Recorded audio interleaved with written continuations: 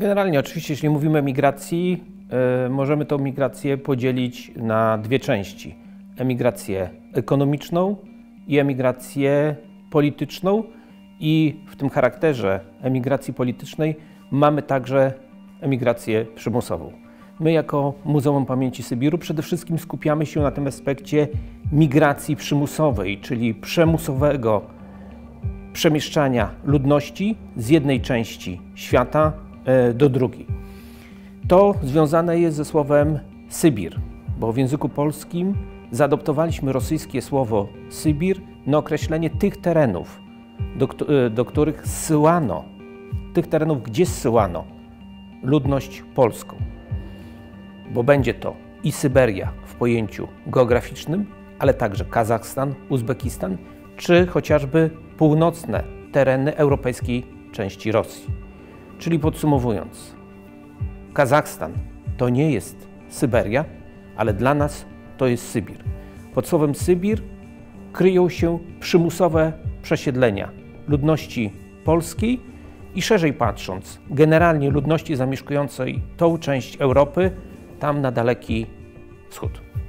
W miejsce tych osób, które były deportowane czy zsyłane w XIX wieku czy w XX, bardzo często napływała ludność z zewnątrz, generalnie jeśli chodzi o kontekst historyczny, z centrum Imperium Rosyjskiego czy później Imperium Sowieckiego. Wiemy, że w XIX wieku władze carskie podejmowały próbę zasiedlenia opuszczonych terenów przez ludność polską ludnością rosyjską. Trochę mniejsza skala miała miejsce w latach 39-41, ale tylko dlatego, że władze sowieckie po prostu miały zbyt mało czasu, żeby przeprowadzić ten proces. Czyli zdążyły wysiedlić miejscową ludność, natomiast nie zdążyły przywieźć nowej ludności po to, żeby w tym wielkim imperium sowieckim wymieszać społeczność. Nie możemy zapominać o emigracji ekonomicznej. To jest przede wszystkim końcówka XIX i początek XX wieku. Wtedy, kiedy mamy tutaj na tych terenach, w tej części Europy, prawdziwy boom urodzeń. Gwałtownie przyrasta nam ludność, natomiast za tym nie idą radykalne zmiany społeczne. Krótko mówiąc, nie ma dostarczającej liczby ziemi, bo głównie chodzi to o ludność rolniczą. Miasta nie rozwijają się tak szybko, żeby zaabsorbować tą nadwyżkę ludności i głównie tej ludności wiejskiej pozostaje tak naprawdę jedna droga: szukać swojej nowej szansy gdzieś daleko poza własną wsią, poza własnym terenem. Często jest to Ameryka Północna. Na początku XX wieku będzie to także Ameryka Południowa. Będziemy mieli duże polskie osadnictwo w Brazylii czy w Argentynie. Ale też, o czym warto nie zapominać, końcówka XIX wieku i początek XX do przejęcia władzy w Rosji carskiej przez bolszewików mamy olbrzymią emigrację, co warto podkreślić, dobrowolną Polaków na Syberię. Na początku XX wieku Syberia stwarzała olbrzymią szansę posiadania własnej ziemi. Tak naprawdę każdy mógł zająć taką ilość ziemi, ile dał rady zagospodarować. Wszystko to się zmieni wraz z przyjściem bolszewików do władzy, kiedy nastaną zupełnie nowe warunki, kiedy ten stary system carski, który z jednej strony łączył przymus migracyjny w postaci przymusu emigracji przeciwników politycznych, ale z drugiej strony mamy też zachęty do emigracji dobrowolnej, skończy się wraz z przyjściem komunistów. Jeśli chodzi o historię Polski, oczywiście mówimy tutaj o tej historii najnowszej, czyli od drugiej połowy XIX wieku. Wyraźnie widzimy, że z naszych terenów przede wszystkim mamy procesy emigracyjne. Procesy migracyjne są znikome. Dlaczego? Dlatego, że to my w tym okresie mamy nadwyżkę ludności. To ta ludność emigruje do Stanów Zjednoczonych, emigruje w inne tereny świata. My w tym procesie historycznym byliśmy dostarczycielami siły roboczej do innych krajów. Powstanie niepodległej Rzeczypospolitej nic praktycznie nie zmieniło, jeśli chodzi o strukturę emigracyjną. Dalej już tym razem w niepodległej Rzeczpospolitej, mamy te same problemy, z którymi mieliśmy do czynienia na tym terenie pod koniec XIX wieku i na początku XX wieku. Państwo polskie zresztą szuka też szansy zarobienia jako państwo, jako instytucja państwowa na tym procesie emigracyjnym i po pierwszym okresie, kiedy to nasi emigranci korzystają z floty statków pasażerskich, głównie niemieckich, próbujemy także stworzyć własną sieć transatlantyków, która po prostu będzie dowozić czy do Ameryki Północnej, czy do Ameryki Południowej polskich obywateli. Patrząc na procesy polityczne, ale także historyczne, zastanawiamy się, na ile było problemów, na ile tamtejsza władza musiała się sprostać różnym wyzwaniom. No oczywiście, jeśli chodzi o dwudziestolecie międzywojenne, to, że państwo polskie nie było państwem jednolitym narodowościowo, powodowało pewne problemy, ale co warto podkreślić, generalnie takich państw w tej części Europy praktycznie nie mieliśmy. Każde państwo miało dużą liczbę mniejszości narodowej i tak czy inaczej musiało sobie z tym poradzić.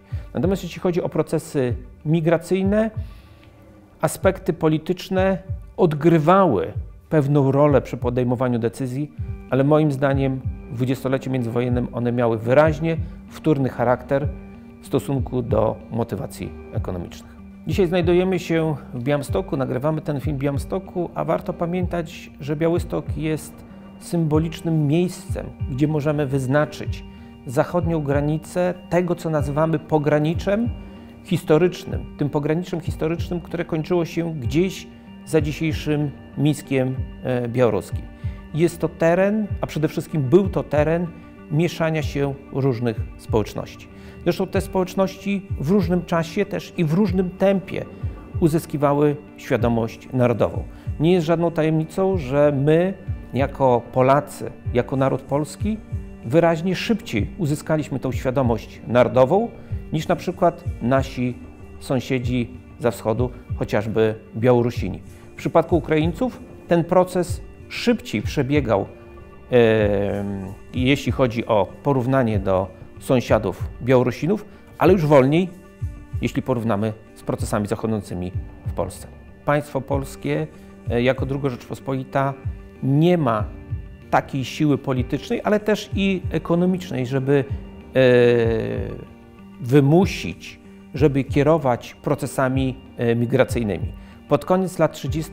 powstają plany przemieszczania ludności pomiędzy jednym terenem II Rzeczpospolitej a innym. Jest to oczywiście wpływ dwóch totalitaryzmów, z którymi mamy do czynienia. Z jednej strony nazistowskiego, z drugiej strony komunistycznego i władze sanacyjne też zastanawiają się, czy nie zastosować podobnych rozwiązań w państwie polskim.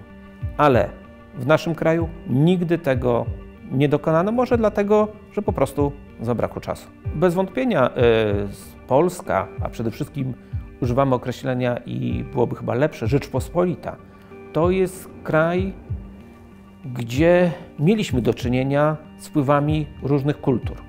To było charakterystyczne dla tej części Europy.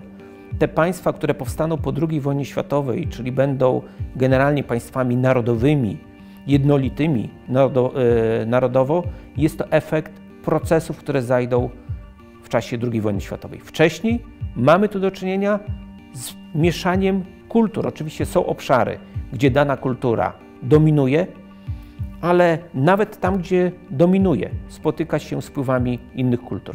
I to wpływało na charakter państwa, wpływało na tworzenie się lokalnych stosunków, lokalnej kultury.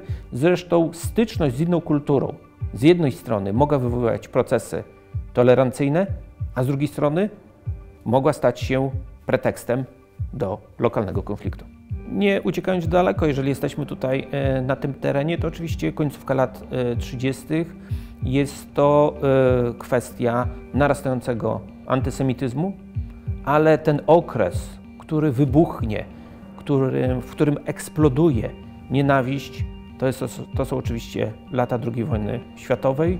Z jednej strony mamy dokonanie Holokaustu, ale mamy też takie zbrodnie, do których doszło chociażby na Wołyniu. To jest ten czas najtrudniejszy i czas najtragiczniejszy, jeśli chodzi o te obszary Europy. Zaczyna się to wszystko w 1939 roku. Wiemy, że ta część Europy została podzielona na dwie części.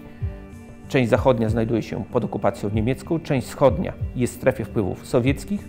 Wszystko to się zmieni 22 czerwca 1941 roku, kiedy to dwóch sojuszników zacznie między sobą wojnę, czyli Niemcy nazistowskie i Związek Sowiecki, i na to nałożą się procesy migracyjne, z którymi będziemy mieli do czynienia po II wojnie światowej.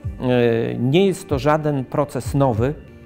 Proces migracji nie narodził się w XXI wieku. Jest to normalny, naturalny proces przemieszczania się ludności. Europa w XVIII wieku wyglądała inaczej, w XIX inaczej, w XX, szczególnie po tym wielkim kataklizmie, jakim była II wojna światowa, a struktura ludności zmieniła się, a dzisiaj prawdopodobnie stoimy przed kolejnymi wyzwaniami, które przed nami.